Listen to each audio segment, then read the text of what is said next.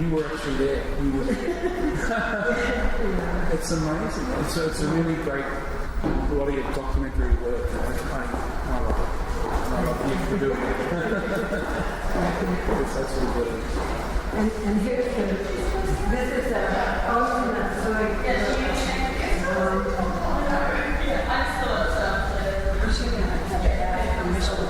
Because that little boy was growing up now, and that was, I don't know if she's going to use that one. Oh, that's in the room. Yeah, no, I think a lot of people are actually thrilled that they've been included. Really thrilled. I mean, I'm sure, of course. Gary.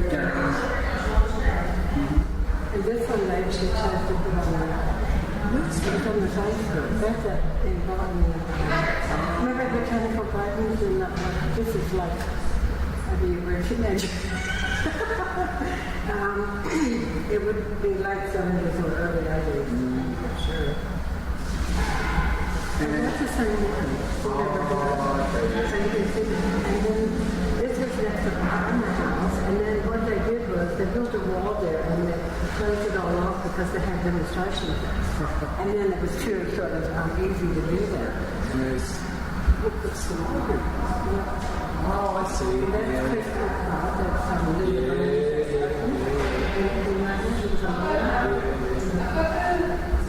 so that might have ended up in a salsa. You know, yes.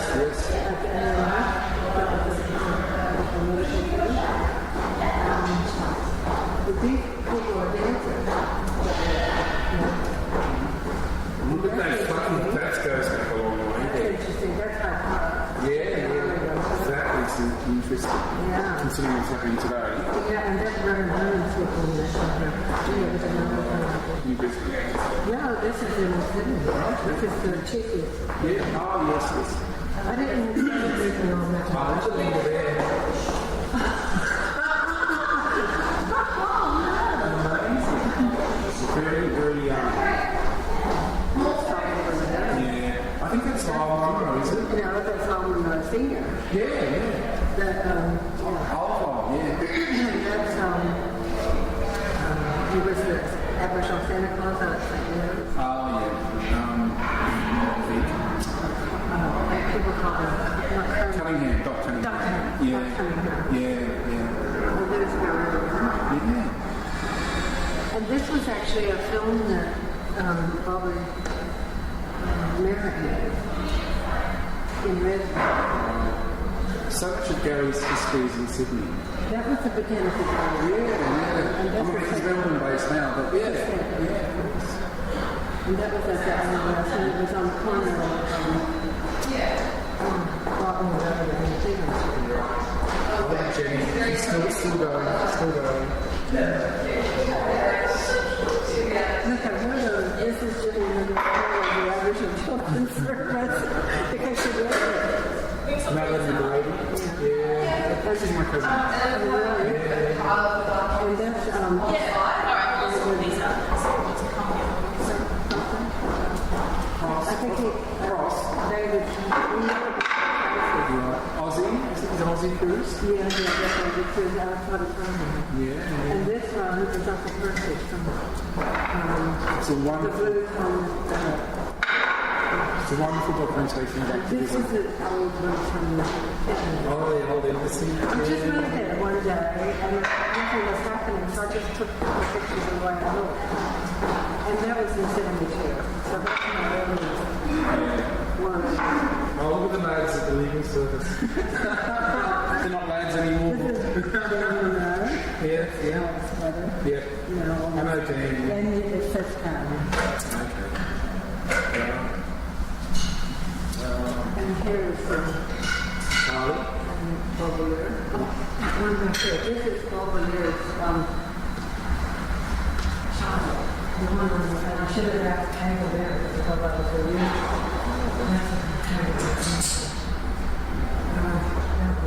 That's what I was. So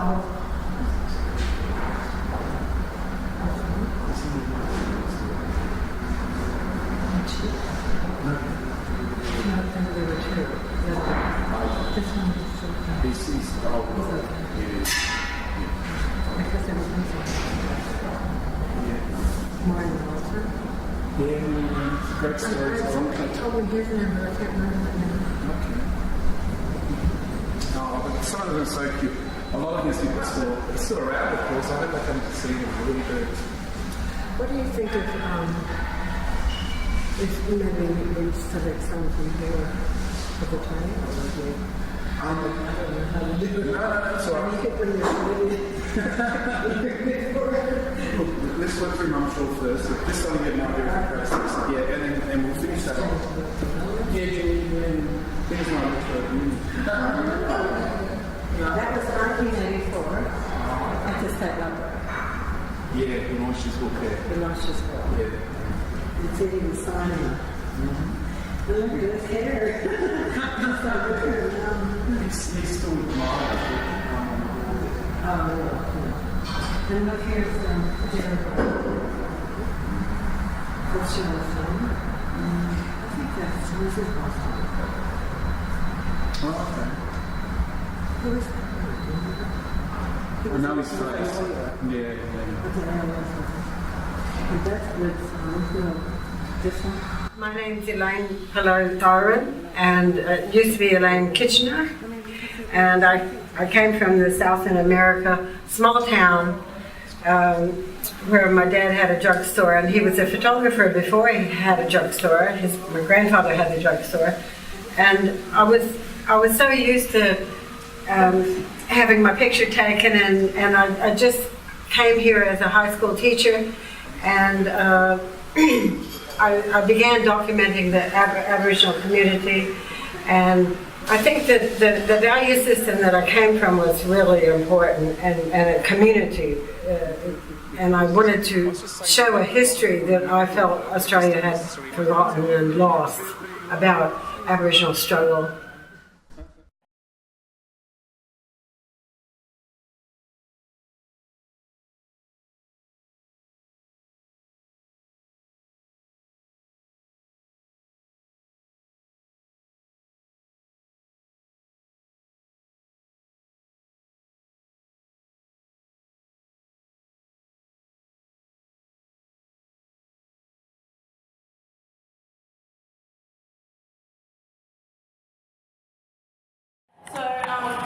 Before we start, I just wanted to check that everyone is okay if there's recording devices such as camera or voice recording. I totally understand if you're not comfortable with that, but I thought I would check.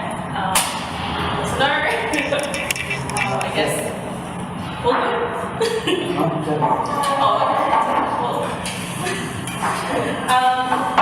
Thanks for coming to our day of conversations. It's going to be a bit more informal, but the discussion will kind of be led by Elaine and Jeff. Before we do anything further, I want to do an acknowledgement of country. I want to acknowledge that this land that we're standing on is the land of the traditional owners, Gadigal people of the Eora Nation. And I want to pay my respects to the elders past and present, Gadigal and otherwise, who have continued to resist and who have continued to fight for Aboriginal rights. It's always was, always will be Aboriginal land. And I'm happy that I can do one small part to recognise those who came before me. So I guess I'll quickly do housekeeping and then let Elaine and Jeff start. So housekeeping, there's tea, coffee, water and snacks, so if you need any, feel free to go over there. Toilets, diagonally across the square, you follow down towards the subway and there's a small door to the left of the subway which leads to toilets. They're a bit tricky, so if you have any trouble, let me know. And I think that's the end of me, but I'm Rebekah, I'm the curator. This is Elaine Syron. She is the wonderful photographer behind all of these images you see. And this is Jeff McMullen, who is an esteemed journalist, and you have a huge sort of rap sheet that I probably wouldn't be able to recite, but I think you guys have a great friendship, and you guys can introduce each other. So, thank you. Yeah, I'd like to introduce you to Dr. Jeff McMullen. And Jeff McMullen is the official spokesperson for the... I feel embarrassed, that's my phone. My daughter ringing. So, She can join in. yeah. Dr. Jeff McMullen, I'll start again, is the official spokesperson really for the protest against the Northern Territory and the invasion of the Northern Territory. And I think that I just want to bring that up first because it's just one thing that if we could concentrate on to tell the government that it's just not right to ever allow people to have their basic rights taken away from them and to where they might want to shop or whatever. And I don't want to go into detail about it because all of you that are here probably care enough to come to some afternoon thing on a Saturday afternoon already. So I'll just hand over to Jeff, and I hope he'll talk more about what we could do to actually get the government to see that one thing, if we could just do that one thing, is to stop to stop that Northern Territory invasion would be the beginning of maybe having a treaty later. Well, on Gadigal land, I acknowledge all of their elders, and on this day, we really can look back to where the resistance started. It was an invasion and the attempt by Aboriginal leaders and every man, every woman to resist what was so clearly wrong.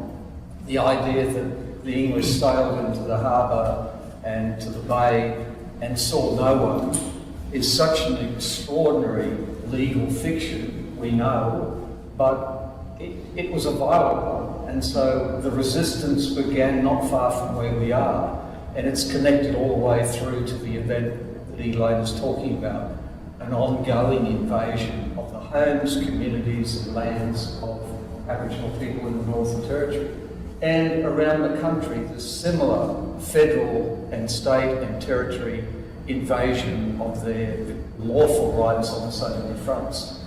So the resistance really begins, the spirit of that was, I think as Vincent Lingiari explained, it is all about the land, not ownership of the land, but in the view of Aboriginal and Torres Strait Islander people, as Rosalie Kenneth Monks from Utopia puts it so beautifully, she would say, the land holds us all. And so the idea that you could be dispossessed of the mother, dispossessed of 65,000 years or more of heritage, of your own languages, of your birthright, is so astonishing, so improbable, but really so damaging. From then to now, it's connected. There is really not any break in the relentlessness of the dispossession, the oppressiveness, and the denial of those rights. And so, before Elaine ever came to this country, with her mind full of the global story, there were actually Aboriginal people from here going out and challenging. From the day Cook sailed in here, and then in the decades that followed, there was the Pemulways, Windarines, all of the warriors who stood up across the country were resisting. And they resisted a very brutal massacre, the frontier wars, as Henry Rebekah describes those slaughters, of a minimum of 20,000 people slaughtered at that time. The resistance continued through that first century and into the 1800s. Aboriginal people like Bennelong had gone out and back to England and was looking at who are these people that had come here to take everything that they could. There were people like Anthony Martin Fernando, who saw the murder of two people. He had an Aboriginal mother, and he saw the murder of two people and wanted to be a witness to bring justice to that event, which is also part of the resistance. How do we use even an imposed legal system, to resist. But he was not allowed to be a witness in the courtroom of the oppressor. So disgusted, he went overseas. His name is a little uncertain, but the stories are not, because eventually, after a long journey, he ends up in front of an English judge. And there he is, eyeballing the oppressor and saying, "You will not speak to me like that because I know what your people are doing to my people." And his crime was pulling a pistol and pointing at someone as he sold, he was a tinker, so he sold toys and things, and would often parade wearing a long coat with little skeletons and other things that were really his motifs for what the oppressor was doing here, which was a genocide. It was the unfolding of a genocide, that first century of slaughter. So in the courtroom there was resistance, eloquent resistance that a century later Michael Kirby would mention in the High Court and in speeches and say these people are part of trying to awaken a global sense of horror and to recognise the slaughter that was happening here. So it is connected and it is unbroken. And then you roll into about the era that our parents were alive. My mother was born in 1916, was watching the continuing oppression in the lower parts of the Hunter Valley. And at that time, in the 20s and 30s, there were new incarnations of resistance. There were attempts to form Aboriginal organisations that resist oppression and attempted to establish, through courts, through all of the tactics of resistance, some semblance of justice for Aboriginal people and Torres Strait Islander people. So it took different shapes. There are different names. I know, would know most of the famous leaders, the William Coopers and Fergusons and Fred Maynards. But what is interesting is it wasn't only the eloquence of the organisational leaders. It was often a poet, someone like Udaru Nunakal, who could use what she wrote to resist and awaken. It would be dramatists. It would be people like Gary Foley, who Elaine has photographed here, who in fact did all of those things, who was both demonstrator, performer, intellectual, organiser, involved in Aboriginal legal, medical, and protest and subverting the media. So there were so many different incarnations right up to the time that Elaine arrives in Australia with her head full of knowledge of what was happening where she was born. The civil rights movement was raising thunder in the streets in America, and you arrived, and what these photographs really capture, along with Barbara, who's joined us here. There are brilliant people who didn't just turn up, but understood the importance that these moments of history were a very critical part of resisting a terrible ongoing injustice.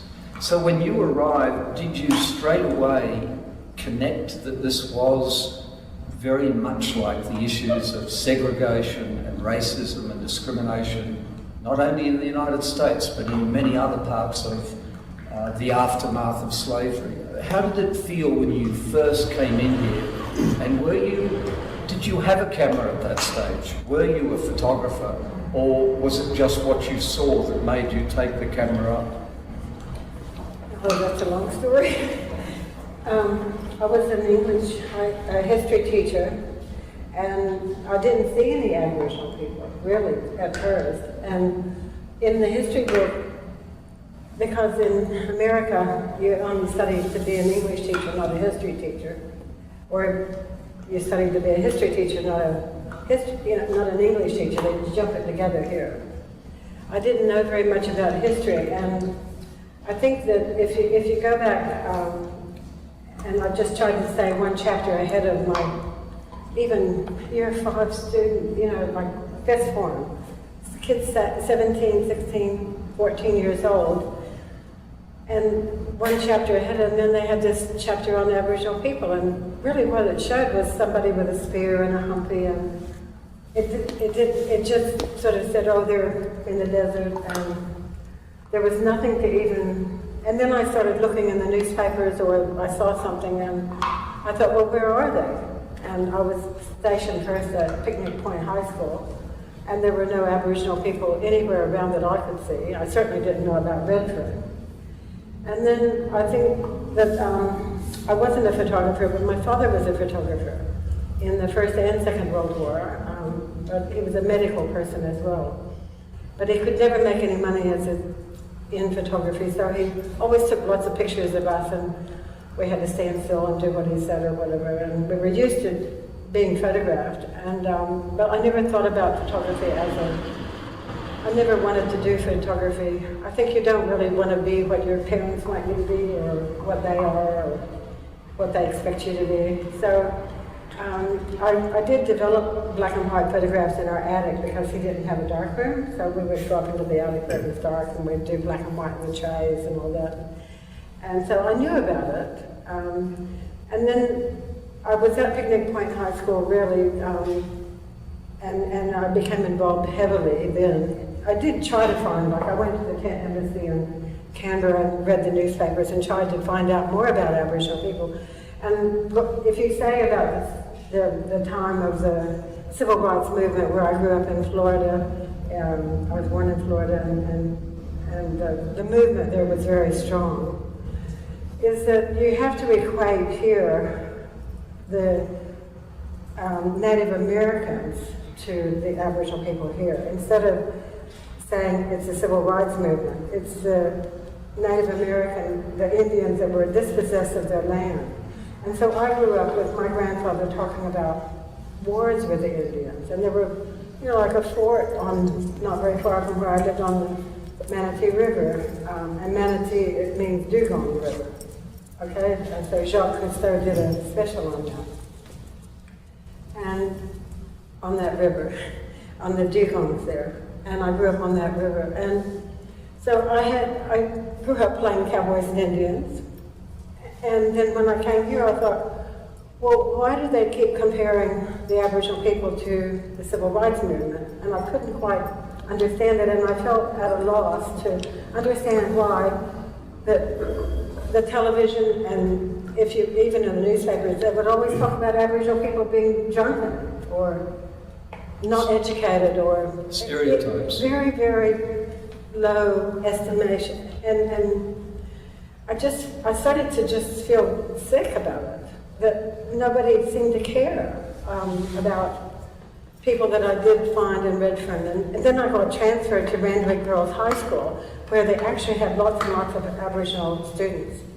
And to make a long story short, I took home for a year an Aboriginal girl. Her name was Naomi Perry, and she was Mum Cheryl's sister's granddaughter. And they took her back off me, and it hurt me a lot. And within 3 months, she was pregnant in Raymond Terrace. So I never took another Aboriginal child or fostered. I was a single mother. I didn't take any more kids home, but I really got my camera, and I made sure I took pictures as much as I could. And I think one other thing I'd like to add is that when Chafee Moffat and Michael Riley, and I'm trying to remember all the photographers that came along, and like a generation of them, Brenda called that group, and it was coming out of the early McMullen. And I thought, wow, I don't have to take pictures anymore. So I started taking pictures of the tattooed community and LGBTQI community and some other minority groups that I felt strongly about, like tattoo artists are artists. I mean, they are really artists, like painters. And I wanted to show that. So going back to that, I really felt that Chafee Moffat and they were all going to do what I did, turn up at exhibitions, turn up at protests and stuff. So I sort of dropped out for a few years. I still took photographs of friends or people asked me to come. I didn't just turn up. And that happened until I started to realize, oh, they're into film and they're into different kinds of art, and they did not run around and take pictures, like of the dancers and the way that I was there every year at the end of the year, show and that sort of stuff.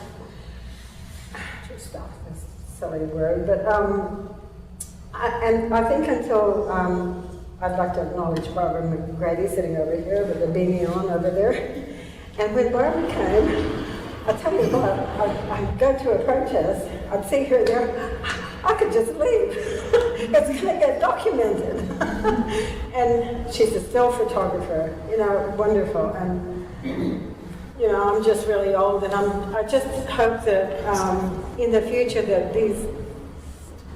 that she will inspire now a young group of Aboriginal photographers that, like Merv Bishop, had a job to do it and was paid, and I'm proud of his pictures too. And you should go to the art gallery of New South Wales and see that show of his, and try to look up Barbara McGrady if you're interested in it, to follow it up, or interested in the history of photography even, to look at Barbara's pictures online and follow it up, or buy them, support the photographers.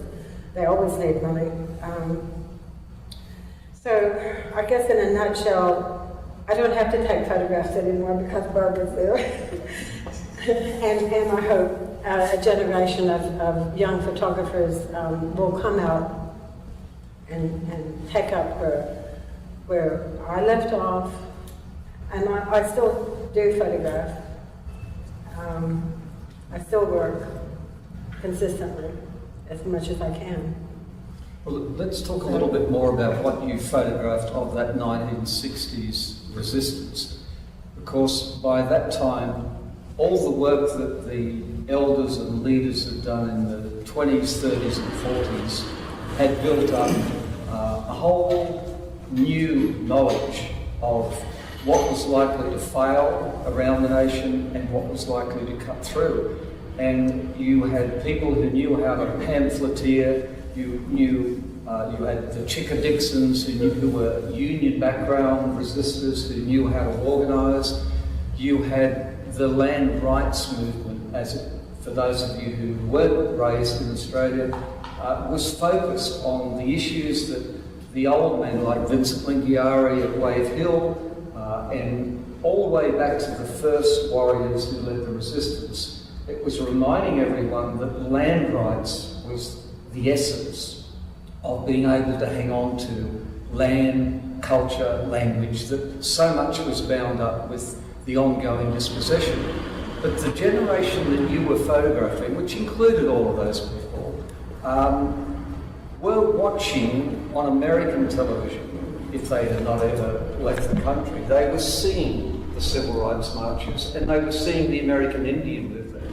So the Dennis Means, the Russell Banks, Native Americans, the Navajo, young lawyers who were leading the American Indian movement had brothers and sisters here who were educated and tactically quite brilliant and had their own Australian-grown sense of both universal struggle. Of course, that had come from Marcus Garvey out of the Caribbean to the United States with the American seamen. African-American seamen came here, and the contact with Australians working on the docks was an important part of the sharing of the idea of universal justice, rights, and resistance. So there was a lot of empathy. And when Charles Perkins organised with students from across the road the freedom rides, tactically it was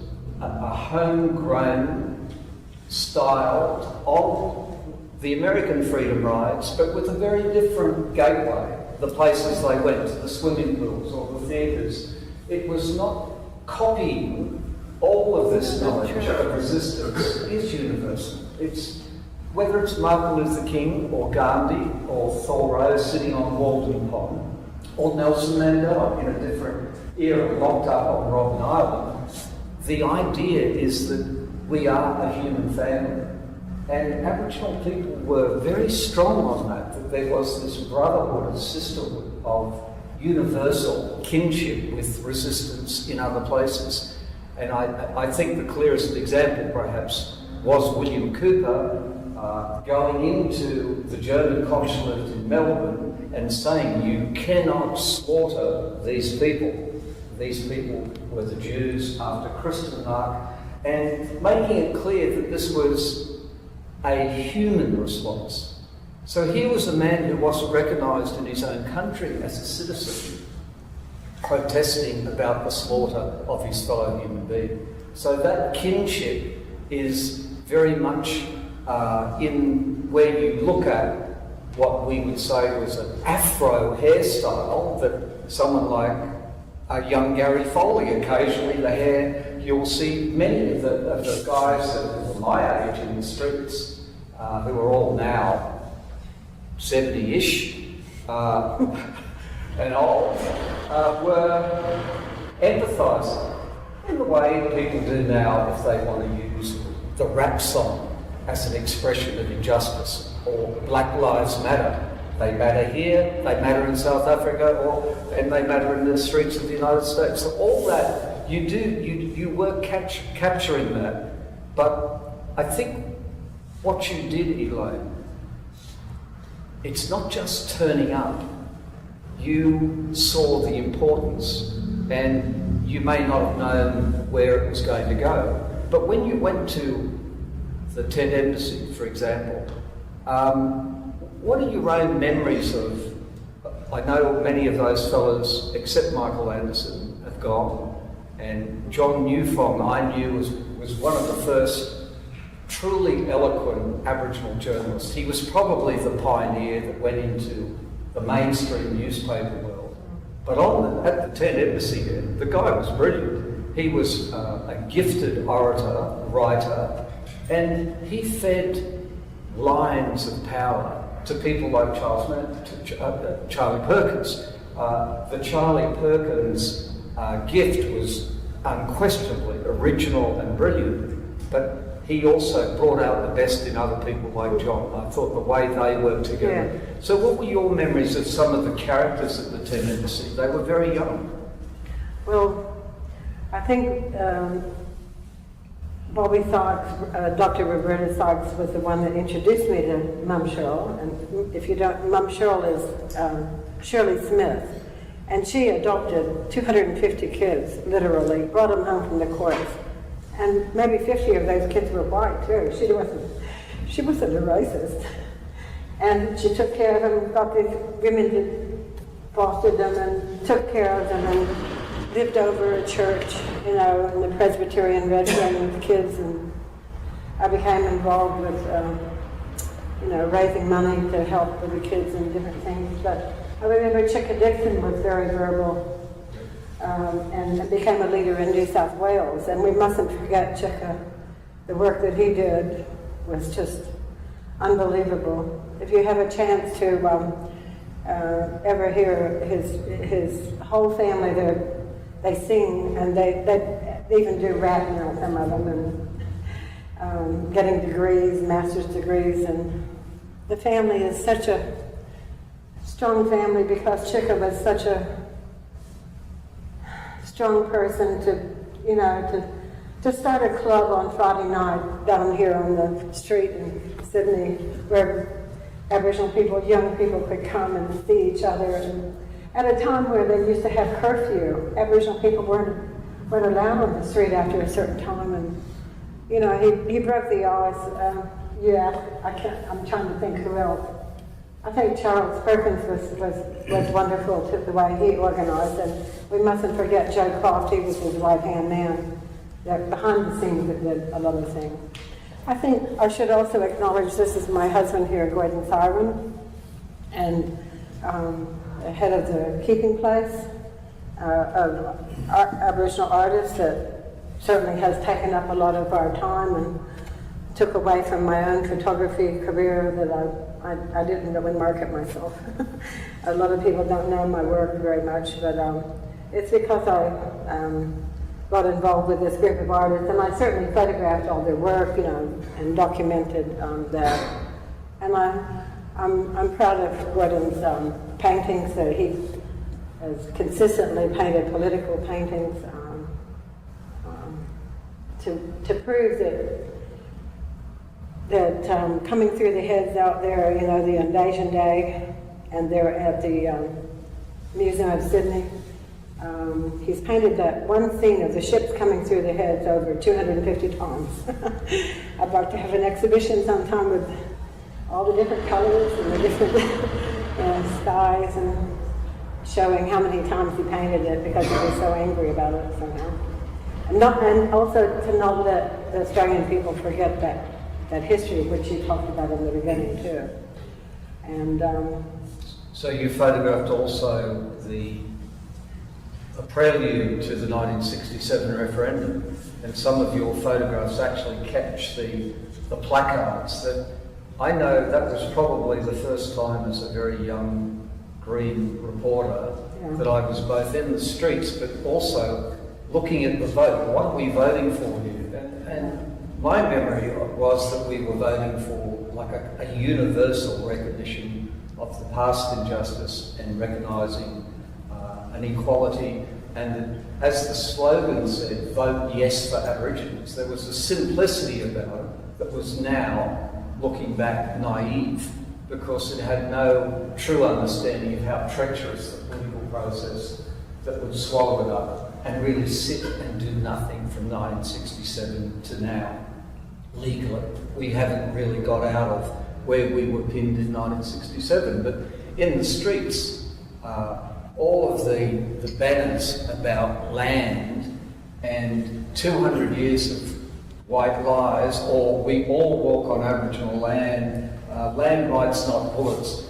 The clear focus of the resistance actually was prescient. There was an understanding, I think instinctively, the people that were in the streets knew this was acknowledgement, but it was pretty hollow, because each time something would happen, that a bit of hope would be held out, a hand of friendship would be held out by the government. It seemed that there was the treachery just around the corner. So from the 1967 hopefulness, very soon in the federal political leadership, there was a total retreat. You can hear former Prime Ministers try to explain why we didn't get to a treaty, why land rights was not delivered. The courts went on into Mabo because of Eddie Mabo, not because the government was an enlightened response. Eddie Mabo and the whole northern resistance is another marvellous story. The South Sea Islander resistance to the slaughter and the death of their people, the unnecessary deaths of thousands of South Sea Islanders brought here as indentured labour or slaves, was another part of the story from that time that questioned the way the government was presenting to the nation a story of now we are reconciled, you know, now we're returning land. So Gough Whitlam, yes, he ran some sand through his hand with Vincent Lingiari, but we connect to the 21st century and what is still happening. The federal government controls to this day the lives of people in 73 of the Northern Territory communities. The wealth of their lands does not benefit them in their well-being. And so I think a lot of the clear-minded people, all the way back to the 1960s, knew they were dealing with treachery. And yet it's incredible, and your photographs capture the spirit of people that were never bitter about that, for all of the fierceness of what went on right here on some of these same streets. The police at times were very brutal. Did you see that yourself? I have many memories. I witnessed it and saw sort of brutality in restaurants. Kicking, bashing, dragging people in. I was chased by the police even because I was trying to take photos. But, you know, I must make something clear. I came after the referendum. I came in the 71. And I was 25 years old when I came. So I missed out on the referendum, but I heard about it. And only maybe even after I was here for a few years, it wasn't in the history books. I've kept my history books. What I used, and so you arrived with fresh eyes then, you were seeing this. Yes, but the first protest that I went to was at New South Wales Parliament House, and my students at Randwick Girls High School actually said to me, well, would you come, miss, and see what's going on, and then you'll understand. So I went. I didn't take a camera because I thought the TV cameras would be there. News TV. There wasn't one TV camera there. There must have been 100 people. Old people with signs and everything, very polite. Didn't go in the road, on both the one side and all in front. And the police were everywhere. And I thought, well, where's the cameras? So that's why I went home to get my camera. And when I came back, they were all walking away. But then I found the Aboriginal Legal Service. I've made it my business. I went and talked to people, and Jenny Monroe and Isabel Coe were the head of the Children's Service. It was in an old factory with mattresses. It was ugly and dirty and filthy. The Phillips family was there, and Tony Mundine was trying to set up the gym, and I had all my cameras stolen one time on Everly Street. I just had a baby, and I went into Moree Child Care Center, and I parked my car right in front, and I took the baby, and I locked my car, and I ran in, and I handed it to one of the older lady I knew, and then I ran straight back to my car. My window was broken. They took my purse and my camera bag and took off. And I just ran out straight. I didn't even, it was gone. And I won't tell you how it all ended, but it wasn't very nice. But what happened was, from then on, Tony Mundine said, okay, next time you come, anytime you want to come, you just call up. And they used to let me drive my car in underneath where the gym was, and before that was before the black market. And then he said, one of my brothers will walk around with you, so you're safe with your cameras, and they're very polite, And I think one thing I'd like to say is that a lot of people, and especially what I would hear, if I ask anybody about it in those days, this is the 70s, they would say that everybody's just drunk. The stereotyping was just so ugly. And then I wanted to prove that there were people sitting behind typewriters, and the computers came later. But at the Aboriginal Legal Service, there were people, white lawyers that was before Paul Coe even became a lawyer, and Bob Lear, they were studying. And Pat O'Shane had just come in as the Aboriginal Affairs, right up here, that's Pat, and her daughter is Lydia Miller, the head of the Aboriginal Arts Board. So all these people, they were achieving, but nobody knew about it. Essie Coffey and Brewarner, all these people, nobody knew about them because nobody cared to put it in the news. It wasn't news. The only news was if somebody hurt somebody or if there was violence. That's what they wanted to show, the news people. It was ugly. And the first time I met Jeff was in Mum Shirl's room in a hospital, and you were Four Corners journalist, and you were interviewing her, and I've got a black and white picture of you. So she was a saint. I don't know any other word. What was one of the most remarkable. But that too was a kind of resistance, because Redfern at that time, it was like here in town, people were hanging on by their fingertips to the last little sense of community, and at Librarians, but people had been so scattered, from the original kind of obliteration of Aboriginal life around here, that this was a regrouping. People were coming back from all those families you mentioned, Wiradjuri, Gamilaroi, they came from a long way Moree. to build. Yes, and the Foleys from up north, and so all of those names that you mentioned, Munro, Co, and at the Aboriginal Medical Service, these were foundational parts of a different kind of resistance. The idea that Aboriginal structure, who understood the health of this community and why better than anyone, the Aboriginal Medical Service did. But community-controlled health had not been assessed or studied or looked at that stage. This was kind of front-line tactical response where people decided they needed legal empowerment, they needed a medical empowerment, they needed an educational empowerment. So resistance is not only a line facing police with batons, it's all of that complex, thoughtful response to how do we, as Mandela said, best outthink the oppressor? How do we stop the obliteration?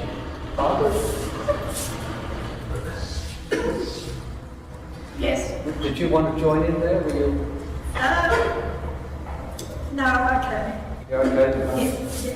Please, anybody at any time. We're really hearing Elaine, but if you have memories, people in your family, your own thoughts about this. Pardon? Any other questions as well? Yes, or questions of Elaine, because her work goes on for decades. We're up to the 70s. We haven't got to the bicentennial year, which is massive, probably the biggest ever turn up in this town anyway. I mean, bigger than the marches across the bridges in the Arbour. This was... I think also, when you're mentioning names, I didn't mention Naomi Mayers for starting the Aboriginal Medical Service. How could I forget that? And then the Ingram family. Norma Ingram helped us with the keeping place, and Millie worked at Aboriginal Affairs and began, and they doing Wyanga is an older people's home in Redfern. And you know, all the achievements that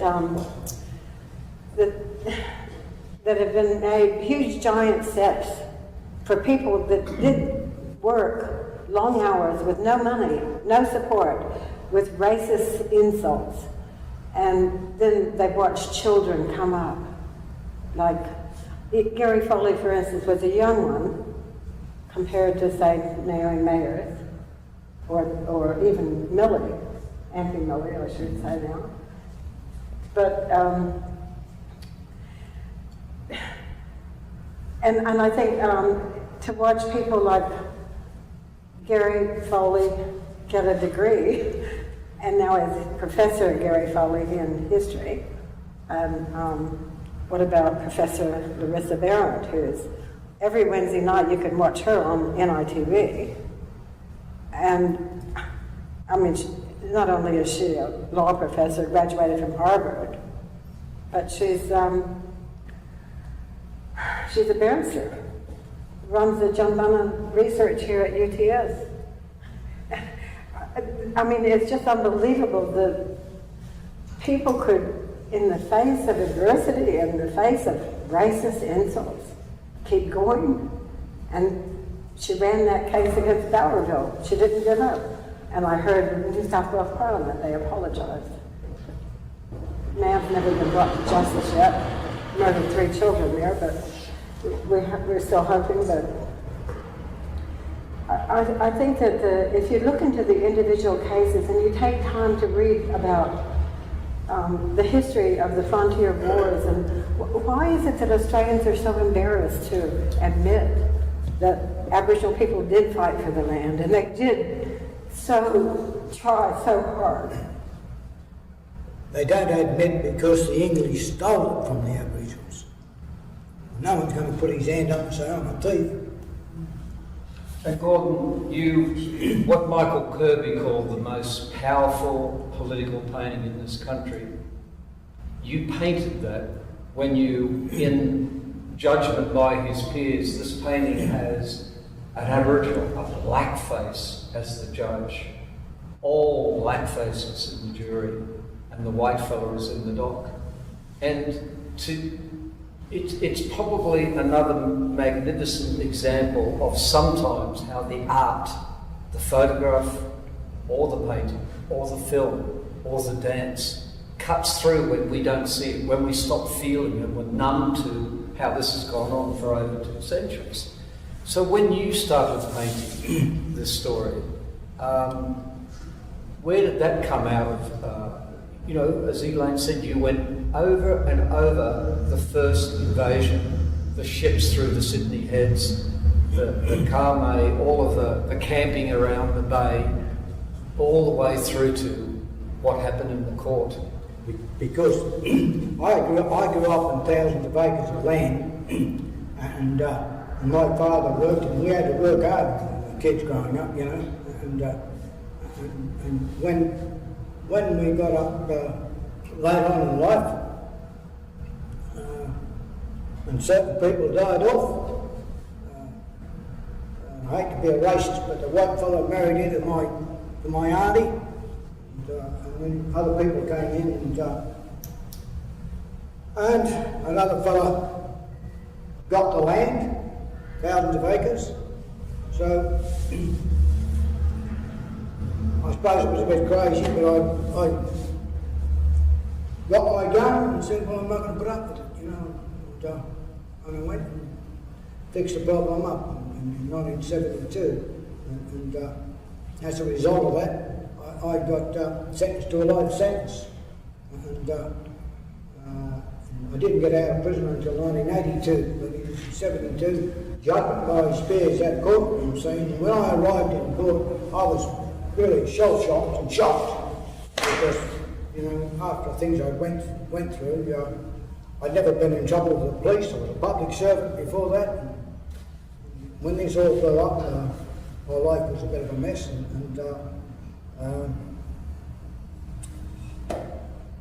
Anyway, I forget what I was going to say. You hadn't painted before that time? I hadn't painted, no. I was worked as an electrician, and I finished up in prison with a life sentence, and I've seen fellows doing business. But it kept ringing in my head about judgment by his peers, about being judged by your peers, and your peers are your equals. And I said, well, I'm a darkie, you know, I didn't see the darkies on that jury, but people let me know I was a darkie or an Ebo. They didn't tell me that too much when I was growing up because I had learned how to box. And if somebody wanted to give me a hard time, well, they didn't. And I had 7 or 8 brothers and all sorts of things, and had all sorts of protection. But it is. But that was my get back judgment by his peers. And I went into court and I thought, well, where are my peers? None of my peers. They wouldn't do it to me now, because if they'd done it to me now, the judge would have to gag me because I wouldn't shut up. I'd tell him off. So I painted judgment by his peers, and I made everyone in that courtroom black, except the man on trial. I made him a white fella and called it judgment by his peers, because that's what happens to Aboriginal people. If you don't believe me, in 1972 when I was in Long Bay Jail, one of the jobs I done out there, I worked in the reception room.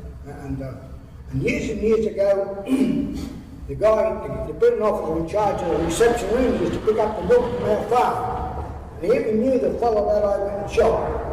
And Can I say one reason that it happened was that Aboriginal people in 72 and in the 60s, they weren't allowed to own land. They weren't allowed to vote or... The person that owned these thousands of acres of land was a crippled fellow. But he was a bookkeeper, he was crippled, he couldn't work except down and sit on his fat ass and do paperwork.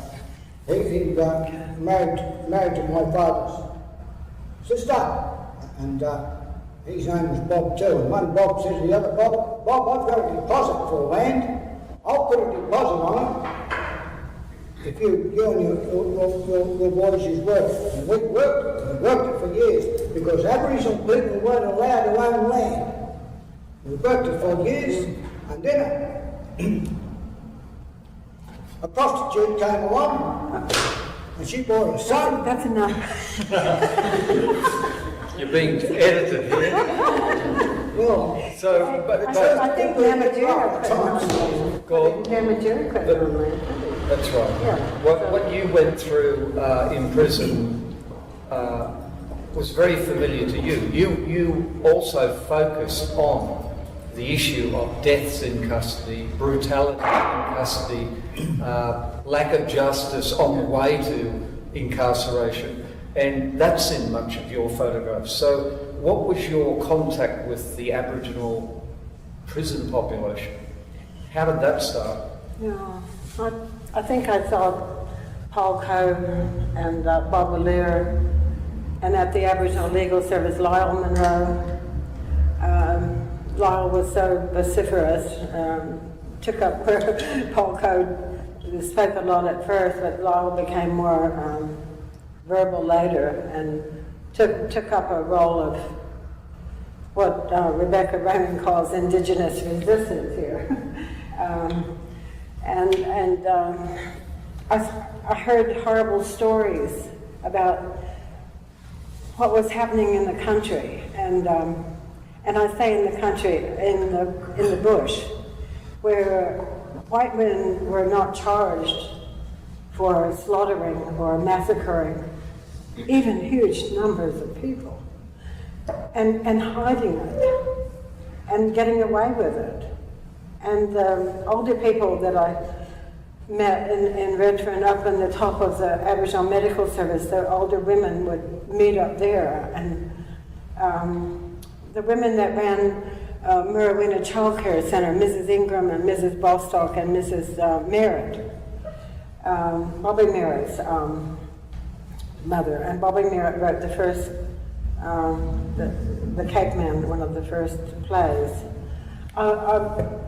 I think that generation of people were just remarkable because of their stories, and I wish sometimes that I had a you know, like I listened to the stories about prison and what had happened. They were bashed in prison and got away with it, or I don't know how to explain it, but I just wish I could have been a filmmaker and I could share the stories with you. You wouldn't have got in prison with your camera. It was a closed world, wasn't it? Squizzy Taylor would have stopped you quick. Royal Commission Yeah. took place and then they just ignored it. You know, Honourable Michael Kirby said he's going to come by here, a cameo. He might drop in, so he might come. We'll see. I think that that he heard the stories, and I think he cares. And there are people on the High Court, and have been in the High Court, and are judges, and are educated. I'm even remembering Brian Lullen, who's a magistrate, that asked to go to Dubbo, and asked to go to Broken Hill, and was at Moree, to interrogate. There are a lot of lawyers now, and judges, and people that do care, and there is a movement now to respect Aboriginal people and to respect land rights. And I believe, I want to look to the future now that that's going to happen. And there'll be, what do you think about a treaty? What does everybody here think about it? If there is a difference being made, go out to the prisons and see how many Aboriginals are in the prisons, see how many people are charged in books. Yeah, but that's negative. Because it's true, it's full of Aboriginal people. I don't know. The amount of people in prison, and especially for what they're in there for.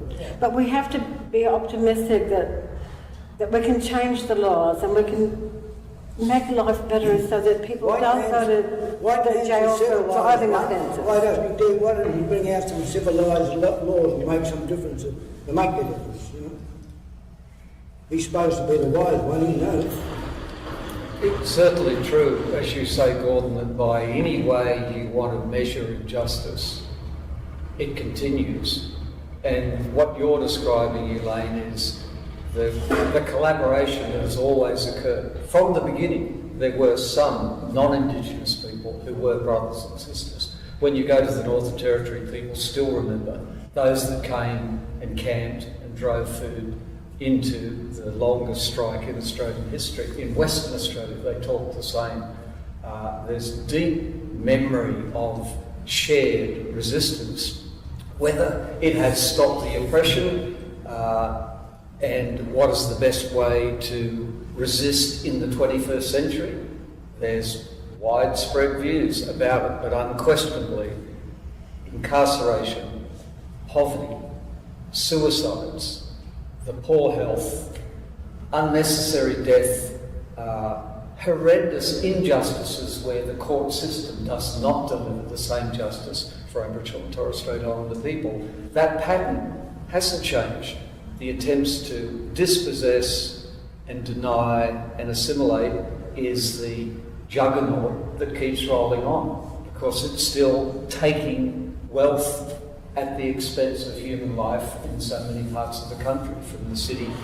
But I think what your work is part of, connected to Barbara's. Yes, Barbara? I just want to say I'm a big admirer of Elaine's work, especially the early body of work from the early 1970s. There were, of course, many non-Indigenous photojournalists around at that time, but for me, Elaine's work as empathy, connection and heart, and I can look at those images and read our history and see the connection and the really important work and heart that went into those images to make them so deadly. And yeah, that's really important. And Barbara, as you would know, that expression that Gary Foley often used to say that it is true that if you can't control the story, you know, your story is not only history, but it's kind of the reality, isn't it? That long before someone said fake news, there was an awful lot of it. You know, whether you call it disinformation or just lies, to me as a journalist, it's often a big lie. It's a government manufactured kind of reality. But you were challenging that. That's what you all worked together. Yeah, and to see these images, you know, I could point at any image and say, well, this happened then, and I remember that. And sometimes seeing those images, I would say, I was there, and Elaine's work really captures that expression, that moment in time, and I think that's a very, very unique gift, because, you know, like Jet said, you don't come from our country, but you came here and connected and saw that injustice and documented it beautifully. Well done, yeah.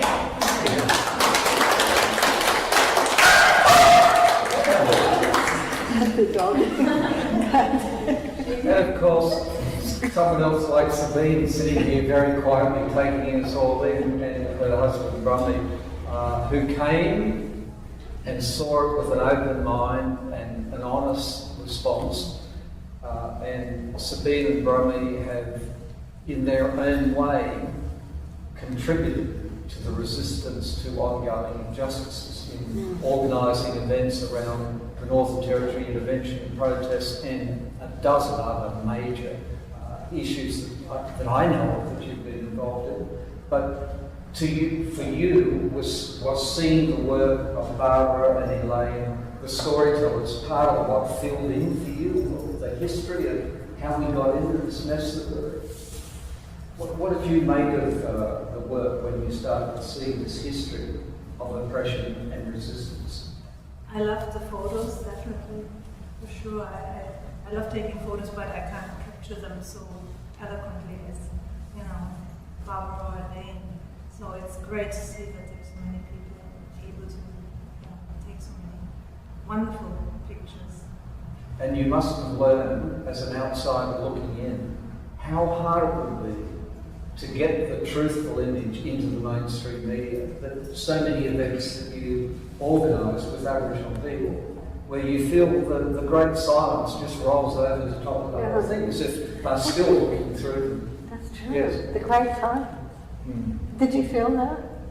Oh yeah, and also I only started taking photos in the beginning, and then I went to your college to take the Diploma of Aboriginal Studies degree there, and one of my teachers said he knew that I was going to all these different events, and we were organizing events about the intervention mostly, and he said to me, why don't you film it and not just take photos? And so that's when I started to also get a camera and videotape and then put it up on the website so that we can spread the word a bit further. Just thought it was very important because it doesn't get really in the mainstream news.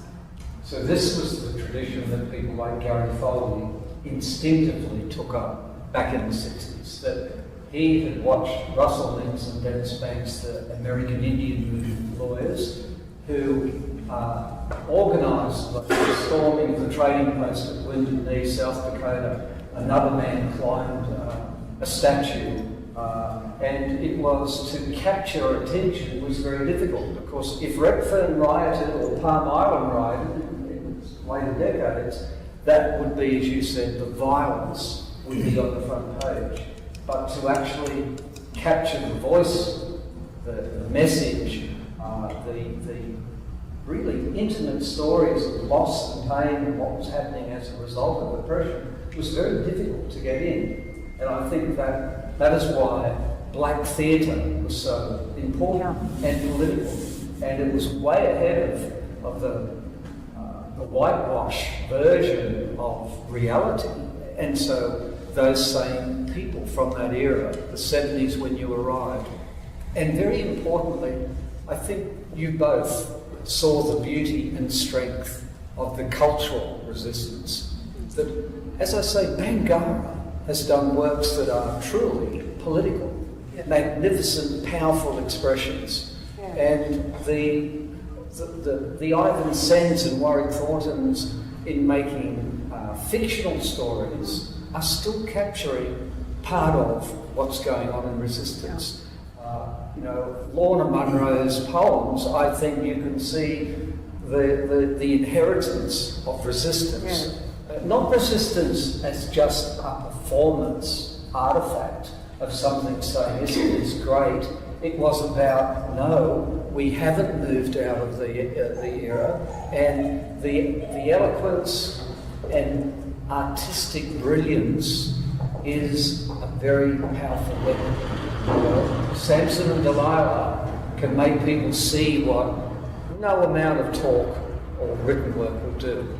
It makes them see the two worlds, of people who really are the oppressors, ignoring people that they have oppressed and dispossessed, all in a look.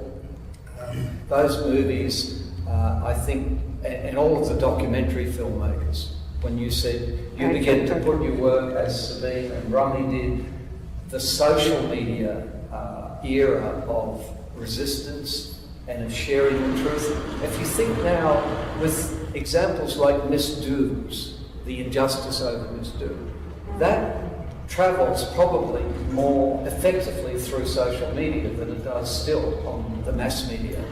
So those that take the film are as important as those that find the Larissa Berents to go to Bowraville cases, to go to Miss Do's case, or Mr. Ward in Western Australia. All of those things. It's a combination of, can you fight it in the courts like Anthony Martin Fernandez? Can you, like Larissa Berent, go all the way legally? But can you also use the paintbrush like Gordon, the camera? Can you put it into a Bangarra performance, or is it in your Ellie Cobby Eckermann poem? Sometimes it's a lone Aboriginal or Torres Strait Islander voice, or it may be as beautiful as the brother that we've just lost up in Yolngu country, who makes everyone listen through the voice and what he conveyed in terms of the attachment to place and country and all that's deep, deep, deep in that, back to what Lingiari spoke about. I think all of those aspects really still are expressions of resistance at different times in what is a very, very long struggle. I think that also, Jeff, we should mention East Coast Encounter that you curated. I mean, to go all the way up to Cooktown and beyond and gather these people, artists, and well, that was one of the strongest moments was that lady that sang in language. Yeah.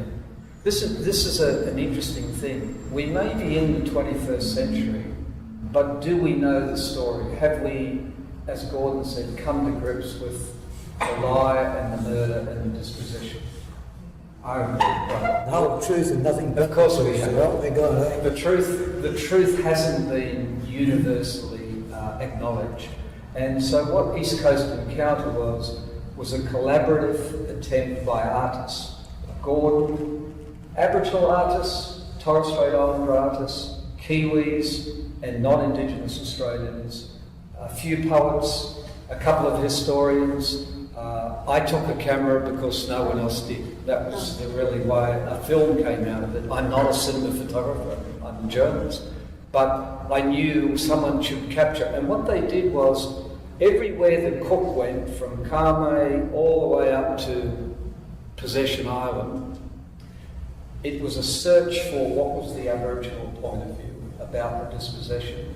And the story you describe, on Fraser Island, the Budgela people have a song that is now over 2 centuries old that actually describes the spirit canoe moving like a sand crab. That English ship was the only one that came close enough in, and as you know, Cook soon after runs aground on the Barrier Reef. The Endeavour gets hold on the Barrier Reef. So there was this magnificent story in the language which Gemma Cronin, a linguist, Budgela linguist, was able to bring to life in the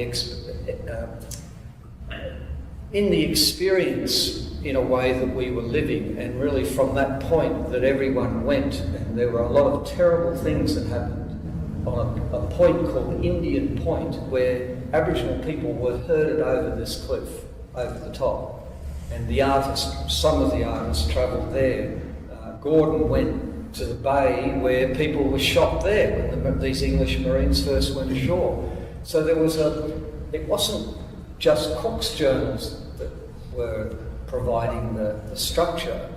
The contribution to the truth was that there is in fact a strong living oral history that very accurately describes things, including glorious mediations or reconciliations, some people might see it as, where the Endeavour was pulled up on the shore and Cook's men had taken too many turtles, and the Gugu Yithima would have had every reason to kill them all, given how greedy this English crew were at that moment. But a wise old man led them out. The men put their spears down on a pile, and they took a few of the crew back to sit around the campfire. And in this process of wisdom, they conveyed that we could take you out, but we're not going to.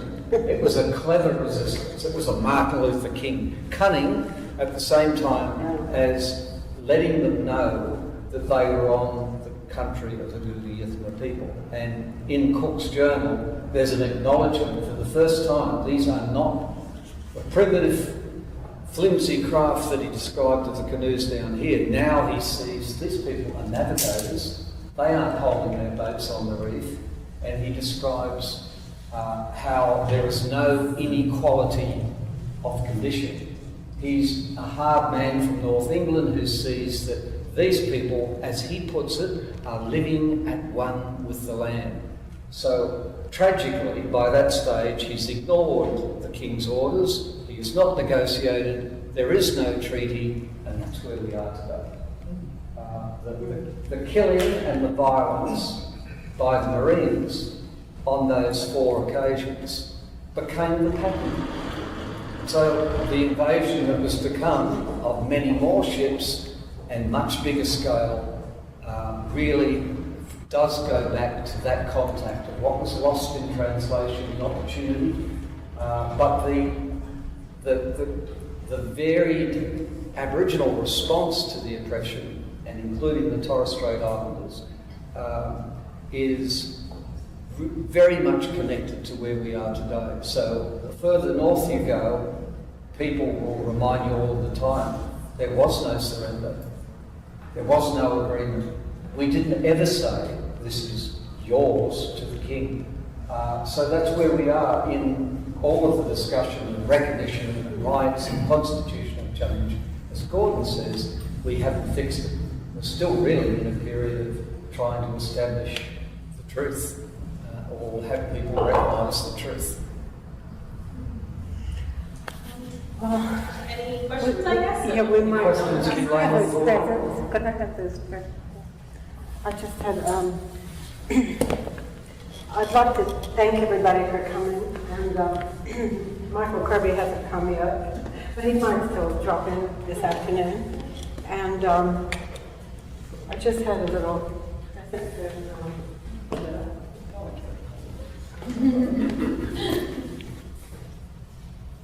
One of your cakes, I hope. it's not a cake. It's from Oxfam. Thank you. Okay. Thanks. And this is for Rebekah. And thank you for coming, Jeff. Jeff has not been well, so we wish you all the best. And thank you, Rebekah. Thank you so much. I just want to say something to you. One thing is that I bombarded Rebekah with photographs, and I think what she selected here shows the Indigenous resistance. It doesn't show dance, it doesn't show the culture or individuals, but it just shows the fight, and the fight goes on. Thank you, Rebekah. Thank you, Elaine.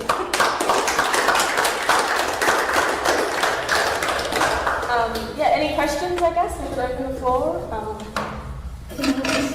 Late, so I don't know if Barbara spoke about her own exhibition that's coming up. Did you speak about it?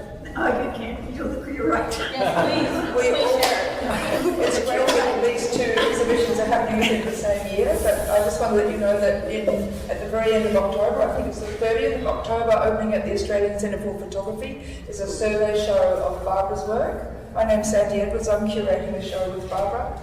And it's going to be fantastic because Barbara's is a truly authentic voice, and she's working amongst us right now, and her documentation is going to be similar to this in years to come. And I believe that Barbara's work is going to be, it needs to be really well known about. It already is, Yeah. like, I mean, widely.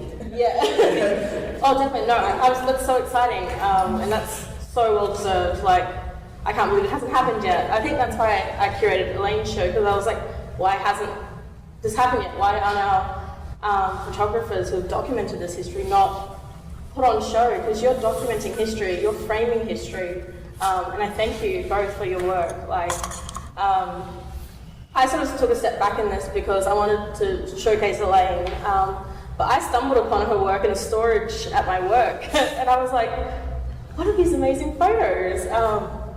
And then I sent her an email, and that was only a year ago, and it's been really difficult to try and capture so much history. So this is, like I say, a sort of incomplete history. This is just a little taster.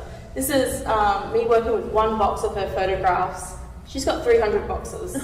So just to let you know sort of what I worked with. So yeah, this is a taster of sort of the history, how rich and how deep it is. I'm not from Sydney. I'm an Aboriginal woman, which is in South Australia, but I grew up in Darwin, Northern Territory. And these images resonate with me because I grew up going to marches where we were fighting Howard. My family went to the 88 march, which you'll see in that sort of section there. Like, they caught buses down from Darwin to go there.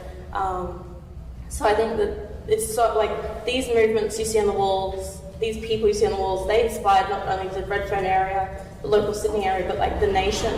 And they made like waves across the world. So it's really nice to sort of, for me to pay like my respects to them and pay my respects to Elaine. and Barbara and people who just document this history. So thank you. Yeah. Okay.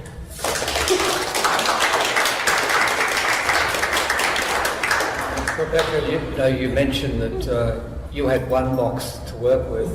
You've touched on, no matter how many exhibitions we curate, there is still no national keeping place. Canberra doesn't have it. It doesn't have this story that we've talked about for the last hour.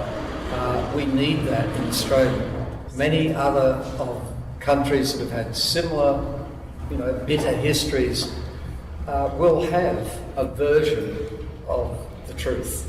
It can be a Holocaust museum, it might be a Native American art museum, but we tend to put the story in the basement.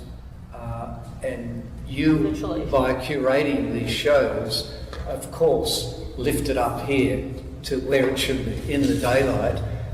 But that's a major project that everyone should keep open and thoughtful about how to gather up that history into the rightful, powerful expression. Otherwise, you're constantly, you're on the left or right of the stage. You're not in the light, and we have to move the truth out into the light. I think that's what art has to do, to find the right. Like Godman said, telling the whole truth. Because, this is one slither of it, this is sort of one telling of it. And that's what we get every time we see an exhibition, or every time we've got theatre, or, an image or an artwork. It's just one sort of part of that artistic journey and part of that journey towards truth. But yeah, we don't have the truth yet. We don't have the truth permanently on show, like you said. We know how valuable Holocaust museums are in sort of making that permanent truth accessible. And yeah, this country's lacking that. Sorry, what museum do you work at?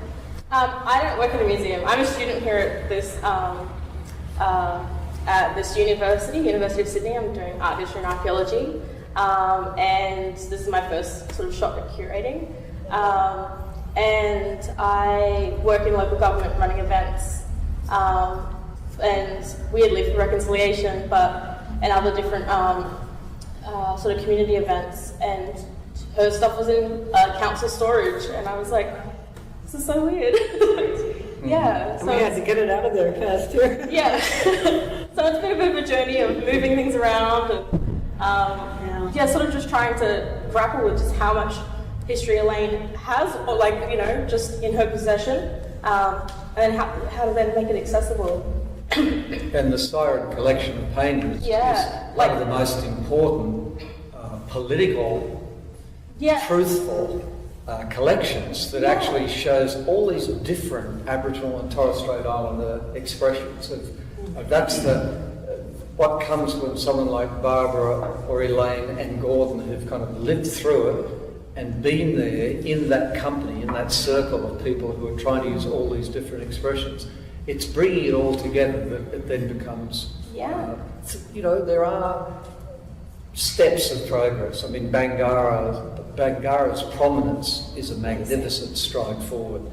National Indigenous television is so fragile, but on the other hand, so amazing compared to where we were when I started out as a journalist. There was nothing like that. Aboriginal people had to really invade the studio practically. That's what the black comedy was all about. The satire was about getting into whiteface, saying, what is this whiteness thing that's drowning people? There is another way of seeing all of this. So there are good things, but more than ever, we still need institution recognition, platforms.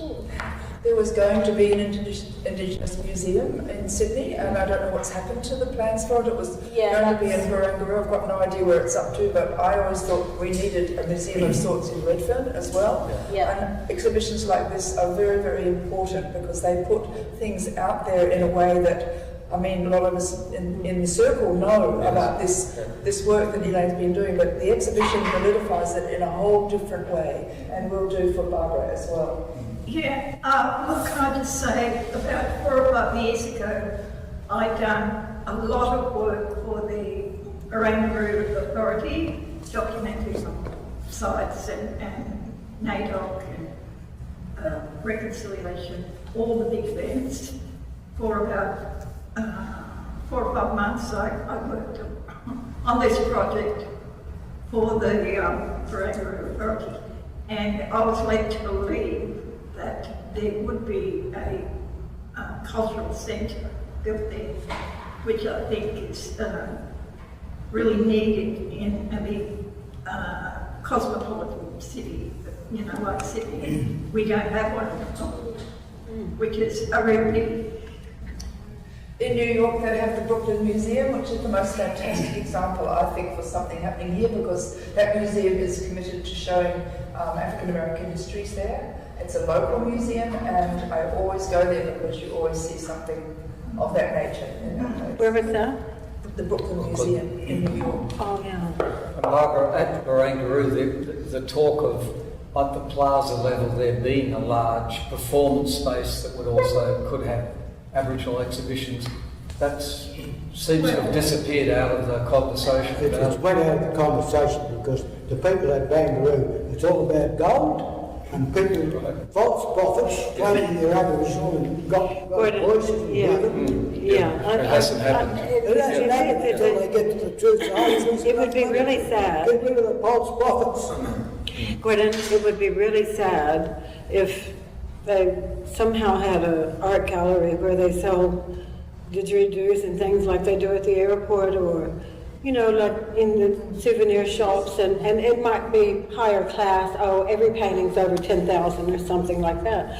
I think that the time has come for people to say, if there's not a national Aboriginal museum in Australia the way that there is in a Native American museum in Washington D.C. or in L.A. and there's one, not just one in America. It's several, and people gather their artifacts and their history and value it. And Americans, I grew up always saying and being proud of the wars that went on. I remember when I was growing up, I wanted to not be a cowboy. I wanted to be an Indian when we played cowboys and Indians, because that was the underdog. And the minority people have a right to keep their stories and their culture, and Aboriginal people have a right to show through their artworks and their dance and be photographed. They have a right to tell their story, what happened to them in this country. And yes.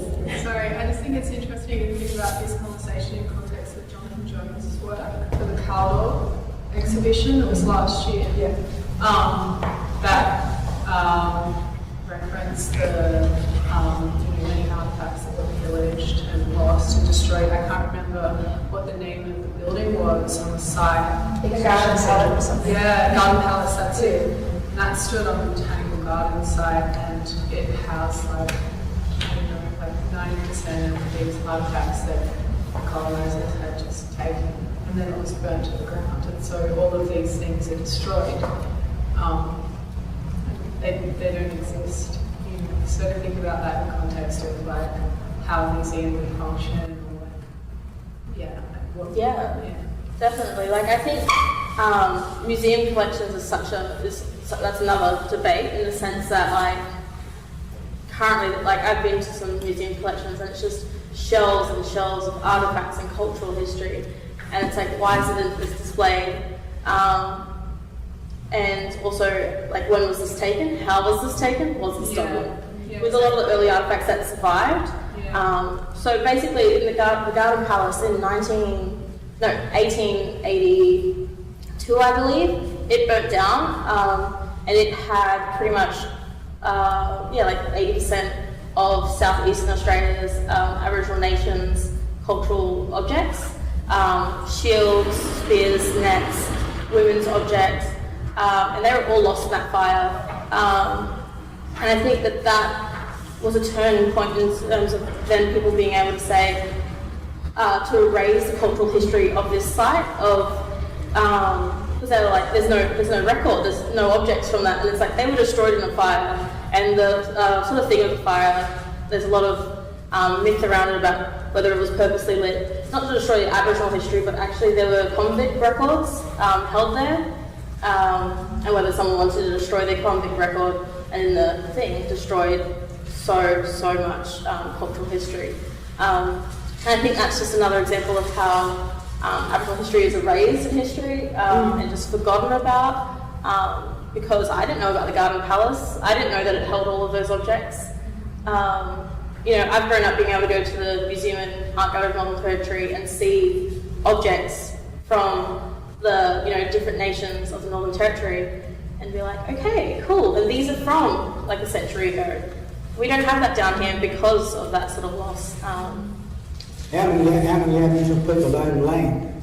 Yeah, and it is that ownership of their stuff, like, you know, and also then we can go into like how you started the intervention and how that's turned into 99-year leases, and you know how you've said we have the right to tell our stories and own our stories, and we have a right to own our objects. I know in the you know, British Museum, there's one of the first shields that was stolen by Cook. I think just this year they discovered there's another one in some random German collection, and no one knew about that. And like, how important is that to the people? And they didn't know that this object was existing, just locked away in a collection overseas. And yeah, that's heartbreaking. Like, that's really horrible.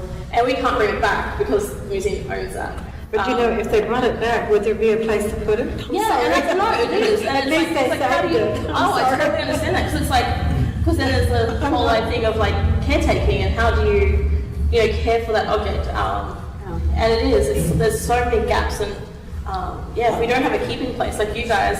So I guess I will quickly add, Elaine and Gordon own the largest and personally collected and curated and worked on for their lifetime, the largest collection of Aboriginal and Torres Strait Islander culture outside of a major institution. That's over 150,000 photographs. I don't even know how many paintings and bark paintings and objects and sculptures. And that's just their personal collection. And we're really old. and it is that sort of fear of how do you caretake that and how do you keep that into the future? Well, and in trying to do that, they've shuffled from shed to shed, from, you know, literally going from the old railway yards, Everleigh, to a church at Bondi, you know, to the bush. Hopefully now in Canberra, some of it in an Aboriginal controlled gallery. But it's been a struggle for them personally to try to keep.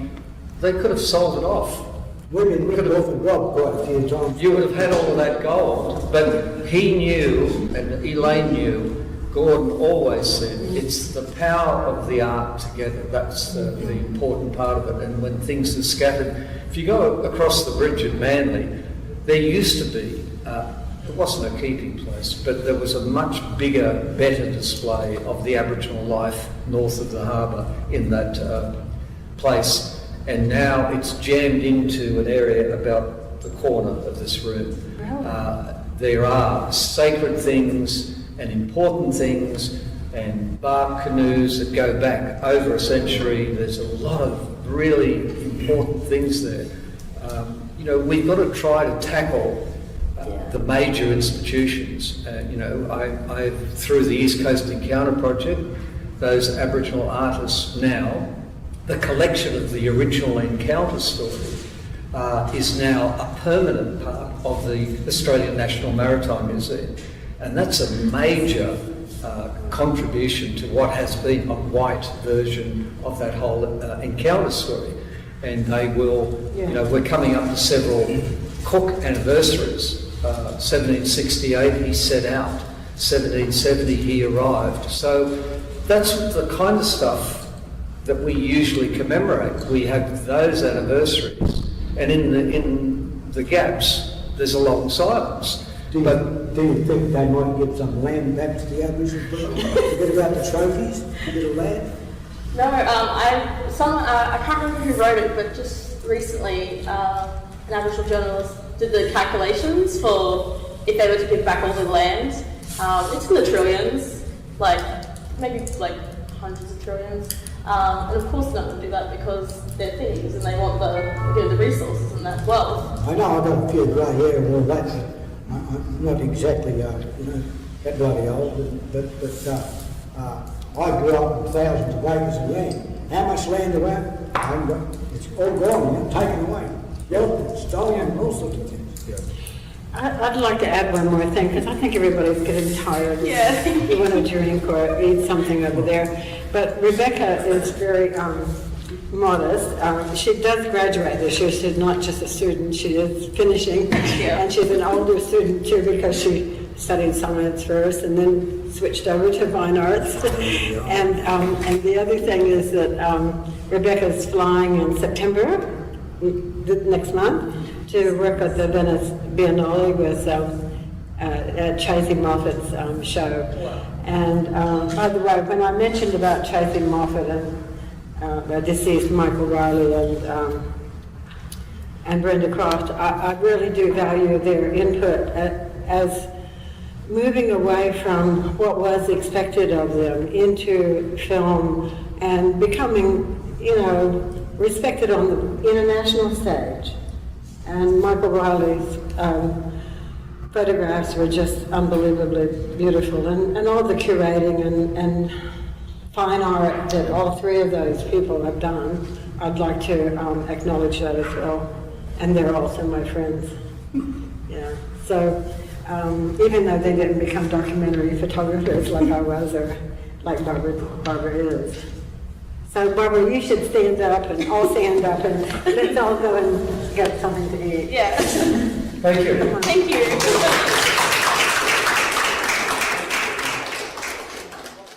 And she printed these ones. See what I mean? The difference? This is a new print. And then these are like the ones that I did. So over here,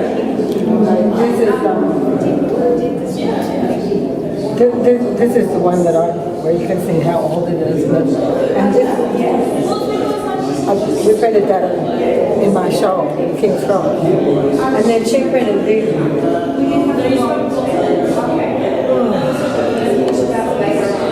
It makes me so sad to look at some of these photographs because so many people have become deceased, friends who were good friends. And this was the first time I saw the show, so I felt a little bit sad because of my friends.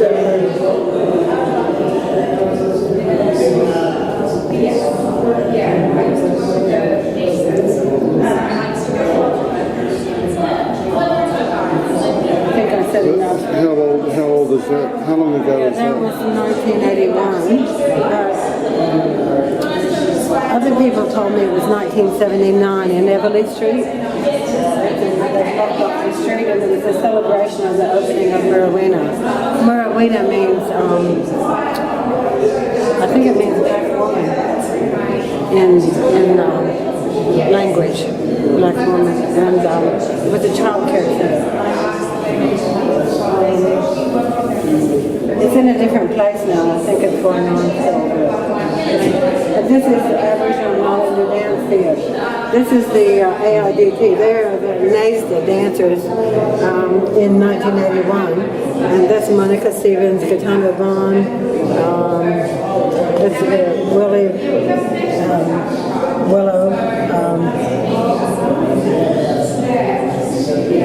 His name's different now, so it used to be Willie Von Sinden. Okay, but he was born on Palm Island. I've forgotten some of the names here. It's terrible. I can't remember everybody's name. But it was a school of dance that Carol Johnson started, that you filmed Carol before. And out of that group came Bangara. They started Bangara. So it's an important history, I think, of hope. And Dennis Walker, he was a activist in Harry Foley, and he was put into prison, running away from the law, but really just for being an activist. But his mother is a famous poet, Kath Walker. I can't pronounce the name because she's from Stradbroke, Ireland. And she published books, and that's her son, Dennis. So he was raised, in this activist world that you have to achieve and do things with your life. So somehow the children of Moree and she was a poet, storyteller. She was an actress in films. And then she had a whole bunch of sons. I don't even know if she had any daughters, but one of them started the radio station, Lisbon, Tiger Bales, all of these people. It's a famous activist, and that's Moree again. It says Queensland is in a state of emergency. That was the time of Joe Peterson. So this is the early, that might be 1980, 83, I'm not sure.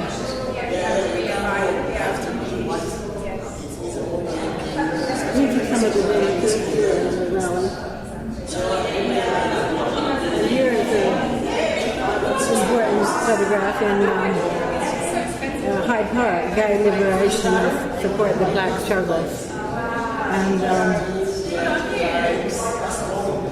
I think that all the minority groups that come along and support Aboriginal movement, other minorities come together, then it makes it really strong. It makes, like, people can band together and have